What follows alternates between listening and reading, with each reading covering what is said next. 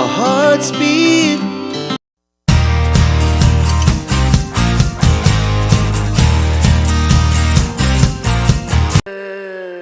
নমস্কার বন্ধুরা, আমার চ্যানেল বংলেডি সানিতাতে তোমাদের অনেক অনেক স্বাগত। আজকে চলে এসেছি নতুন আরেকটা ভিডিও নিয়ে। আচ্ছা বন্ধুরা, তোমরাই বলো, জীবনে কে না চায় সফল হতে? তবে জানো আসল সফলতা কিসে? নিজেকে শারীরিক এবং মানসিকভাবে সুস্থ রাখতে। নিজের শরীর এবং মনের দিক থেকে সুস্থ থাকাই হলো আসল সফলতা। আর আমার তো মনে হয় পৃথিবীর সবচেয়ে কঠিন কাজ হলো নিজের মনকে কন্ট্রোল করা। মাঝে মাঝে আমাদের এমন হয় জীবনে যে আমরা খুব ডাউন ফিল করি, আমাদের কোনো কিছু ভালো লাগে না, মনটা ভার হয়ে থাকে। কোনো জিনিসেই আমরা পজিটিভিটি দেখতে পাই না। পজিটিভিটি সব জিনিসেই দেখবার জন্য দরকার দৃষ্টিভঙ্গি বদলানো।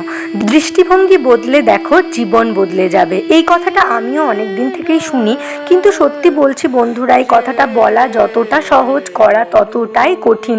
আমি নিজের জীবনের অভিজ্ঞতা থেকে বলছি, নিজের মনকে কন্ট্রোল করার মতো কঠিন কাজ আর কিছুতে নেই।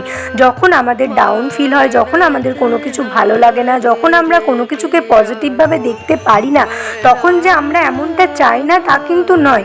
সবাই চায় নিজের জীবন পজিটিভ এনার্জিতে ভরপুর থাকুক, কিন্তু আমরা পারি না। কিন্তু আমি কিছুভাবে চেষ্টা করছি কিছু টিপস তোমাদেরকে শেয়ার করার, যেগুলো আমিও নিজের জীবনে যখন আমি ডাউন ফিল করি, যখন আমি কোনো কিছুতে পজিটিভিটি খুঁজে পাই না, তখন আমি যেগুলো ফলো করি এবং যেগুলো ফলো করে আমি অনেক উপকার পাচ্ছি, সেগুলোই তোমাদের সাথে শেয়ার করব। তোমাদের যদি আরও কিছু টিপস জানা থাকে আমাকে জানিও। আর নিজের জীবনে পজিটিভিটি আনার জন্য সবচেয়ে বেশি দরকার নিজের মনটাকে পজিটিভ করা। আর নিজের মনটা তখনই পজিটিভ হবে যখন চারিপাশের পরিবেশ এবং যে ঘরে তুমি বেশিরভাগ সময়টা কাটাচ্ছ, সেই ঘরের পরিবেশটা যদি পজিটিভ এনার্জিতে ভরপুর হয়। তো আমি তোমাদের সাথে শেয়ার করব যে কিভাবে আমি চেষ্টা করছি ছোট ছোট জিনিস দিয়ে আমার ঘরটাকে পজিটিভ এনার্জিতে ভর্তি রাখার, যেগুলো করে আমি ভীষণ পজিটিভ ফিল করছি। তো তোমরা চাইলে পুরো ভিডিওটা দেখতে পারো, এবং পুরো ভিডিওতে আমি দেখিয়েছি আমি আমার ঘরটাকে পজিটিভ এনার্জিতে ভরপুর রাখার জন্য এবং নিজের জীবনে পজিটিভিটি ফিল করার জন্য আমি কি ফলো করছি। তোমরাও সেগুলো ফলো করে দেখতে পারো। আশা করি তোমরাও উপকৃত হবে। তো প্রথমেই সকালবেলাতে উঠে আমাদেরকে যেটা করতে হবে সেটা হচ্ছে ঘরের সমস্ত জানলা খুলে ঘরের মধ্যে সূর্যের কিরণকে প্রবেশ করতে দিতে হবে। কারণ সূর্যের কিরণে থাকা ভিটামিন ডি আমাদের মুডকে খুব তাড়াতাড়ি বুস্ট করে এবং আমাদের মনে ভীষণ পজিটিভিটি আমরা ফিল করি। সকাল সকাল উঠে সূর্যের আলোতে আমাদের ঘরের অন্ধকার দূর করবার জন্য সমস্ত জানলা খুলে দেবে এবং নিজের ঘরের অন্ধকার দূরের সাথে সাথে দেখবে সূর্যের আলো কখন যে আমাদের মনের অন্ধকারও দূর করে দেবে আমরা বুঝতেই পারবো না। তারপর যেটা করতে হবে সেটা হচ্ছে নিজের অগোছালো বিছানাটাকে সুন্দর করে পরিপাটি করে গুছিয়ে নিতে হবে। অগোছালো বিছানা ফেলে রাখলে কিন্তু নিজের ল্যাথার্জি ফিল হবে। আর বিছানাটা সুন্দর করে গুছিয়ে নিলে দেখবে নিজের মনে কতটা পজিটিভিটি ফিল হচ্ছে, কতটা নিজের মনটা রিল্যাক্সড লাগছে। তোমরা এটা ফলো করে দেখতে পারো। সকালবেলাতে উঠেই কিন্তু প্রথমেই জানলাগুলো খুলে দিয়ে তারপরে ঘরের মধ্যে সূর্যের কিরণকে প্রবেশ করতে দিয়ে সুন্দর করে বিছানাটা পরিপাটি করে তুলে নিয়ে ফ্রেশ ভাবে সকালটা শুরু করে দেখো কত পজিটিভ লাগে। তারপর যেটা বলবো সেটা হলো ঘরে কিছু অন্তত ইনডোর প্ল্যান্টস রাখো, যেমন মানি প্ল্যান্ট, অ্যালোভেরা, যেটা আমাদের ঘরে সৌন্দর্যতা এবং পজিটিভিটি দুটোই আনবে। প্রকৃতির পবিত্রতা ঘরের মধ্যে নিয়ে আসতে কিছু অন্তত ইনডোর প্ল্যান্টস ঘরের মধ্যে রাখো, দেখো কতটা পজিটিভ ফিল হয়।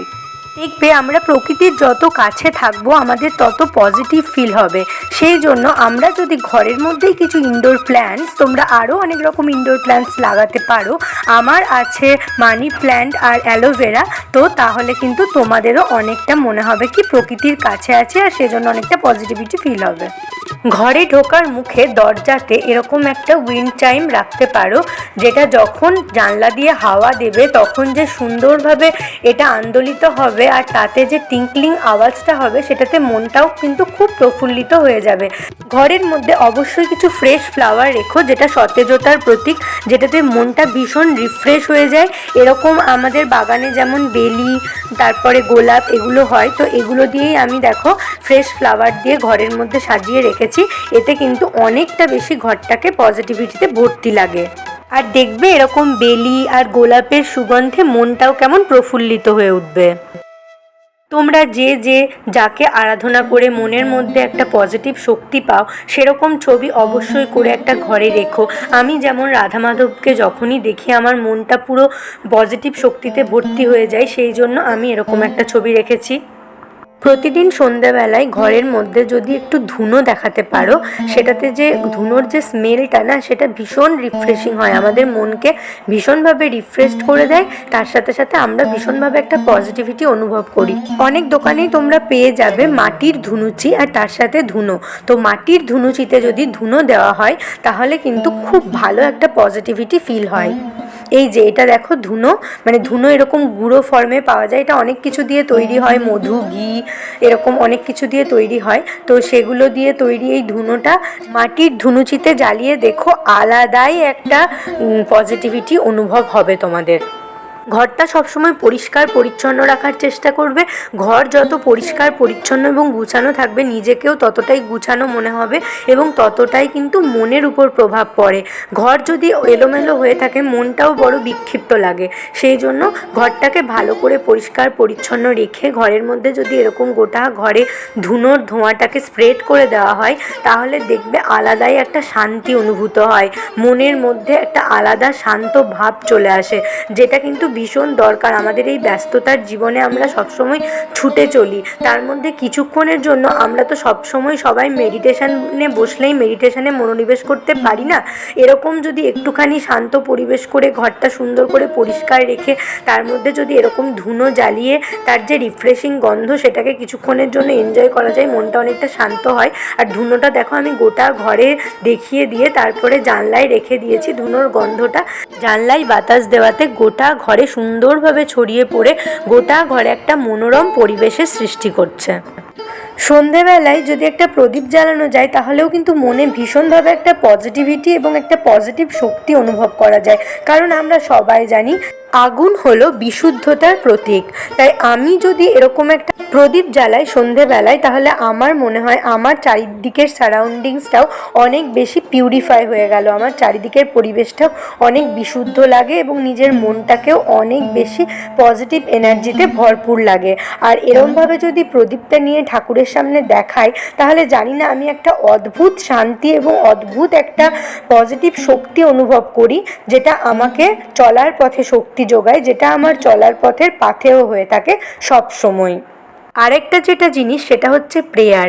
প্রার্থনা বা প্রেয়ারের যে কি অপরিসীম শক্তি তা আমি নিজের জীবনে অনুভব করেছি। তাই তোমরাও চেষ্টা করবে প্রতিদিন একটুখানি করে নিজের আরাধ্য দেবতার সামনে নিজের আরাধ্য দেবতাকে স্মরণ করে একটুখানি প্রার্থনা করতে বা প্রেয়ার করতে। বিশ্বাস করো বন্ধুরা, প্রার্থনার অপরিসীম শক্তি। আর নিজেদের সবচেয়ে যেটা মনের মধ্যে পজিটিভ শক্তি যোগায় এরকম কিছু আইডল বা মূর্তি রাখতে পারো ঘরের মধ্যে। আর বিশ্বাস করো বন্ধুরা, এই যে ধ্যানমগ্ন বুদ্ধ মূর্তিটা, এটার দিকে তাকালেই আমি যে কি অপরিসীম শান্তি পাই মনে, সেটা আমি ভাষায় প্রকাশ করতে পারবো না। আর এই দেখো এইভাবে প্রদীপের আলোতে কিছুক্ষণ বসে থাকলে, মানে লাইট অফ করে প্রদীপের আলোতে এইভাবে বসে থাকলে কি মায়াবী অপরূপ একটা পরিবেশ সৃষ্টি হয়েছে। দেখো এটাতে যে কি অপরিসীম শান্তি পাওয়া যায়। এরকম করে তোমরা দেখো, সারাক্ষণ আলোতে থাকা এরকম তীব্র মানে টিউবলাইট বা এরকম লাইটের আলোতে থাকা কিন্তু চোখের পক্ষেও ক্ষতিকারক। তাই এরকম সুদিং অ্যাটমসফিয়ার যদি 10 মিনিটের জন্যও তৈরি করে বসা যায়, তাহলেও বিশ্বাস করো বন্ধুরা, জীবনটাও অনেকটা পজিটিভিটিতে পূর্ণ হয়ে যাবে। তার সাথে শুনবে একটা সুদিং কোনো ধর্মীয় গান, সেটা তোমরা যে যার ধর্মের নিজের নিজের ধর্মের যেটা তোমাদের ভালো লাগে সেই ভালো একটা গান মিউজিক একটা হালকা করে চালিয়ে যদি এরকম একটা সুন্দর পরিবেশে 10 মিনিটও বসো, অপরিসীম শান্তি পাবে। এই ছোটাছুটির ব্যস্ততম জীবন থেকে 10 মিনিট অন্তত বার করো এইভাবে নিজেকে রিফ্রেশ করে তোলার জন্য। তারপরে যেটা বলবো সেটা হচ্ছে কর্পূর। কর্পূরের গন্ধ আমার তো ভীষণ প্রিয়। এখন বাজারে অনেক ক্যাম্ফর কোন বা কর্পূরের কোনগুলো পাওয়া যাচ্ছে, সেরকম একটা কর্পূরের কোন কিনে ঘরের মধ্যে একটা কোণে রেখে দিও, দেখবে সেখান থেকে যে কর্পূরের গন্ধটা বেরোয় কি যে মাইন্ড রিফ্রেশ হয়। তারপরে যেটা বলবো সেটা হচ্ছে পজিটিভ কোটেশন। ঘরের মধ্যে অনেক ওয়াল হ্যাঙ্গিং এখন পাওয়া যায় বাজারে, যেগুলোতে প্রচুর পজিটিভ কোটেশন লেখা থাকে। এই পজিটিভ কোটেশনগুলো যদি ঘরের মধ্যে এরকমভাবে কোথাও না কোথাও চেটানো থাকে বা রাখা থাকে ওয়াল হ্যাঙ্গিং হিসাবে, যখনই এইরকম কোটেশনগুলোর দিকে চোখ পড়বে একটা আলাদাই পজিটিভিটি কিন্তু অনুভব হবে। যেমন এখানে দেখো একটা wall hanging good vibes only. তো এটা দিয়েই আমি আজকের ভিডিওটা শেষ করছি যে গুড ভাইবস অনলি। নিজেদের জীবনে নিজেদের চারিপাশে শুধুমাত্র গুড ভাইবস রাখো। তো বন্ধুরা, যেই পর্যন্তই, দেখা হবে তোমাদের সাথে নতুন আরেকটা ভিডিও নিয়ে। আমার এই ভিডিওটা যদি তোমাদের ভালো লেগে থাকে এবং তোমরা মনে করো যে একটুখানি উপকৃত হলে আমার এই ভিডিওটা থেকে, তাহলে please like comment and share করে দিও। আর আমার চ্যানেলটা প্লিজ প্লিজ প্লিজ সাবস্ক্রাইব করে দিও। আর খুব ভালো থেকো, খুব হাসি খুশি থেকো। আর একটা কথা সবসময় মনে রেখো, জীবনে গুড ভাইবস অনলি।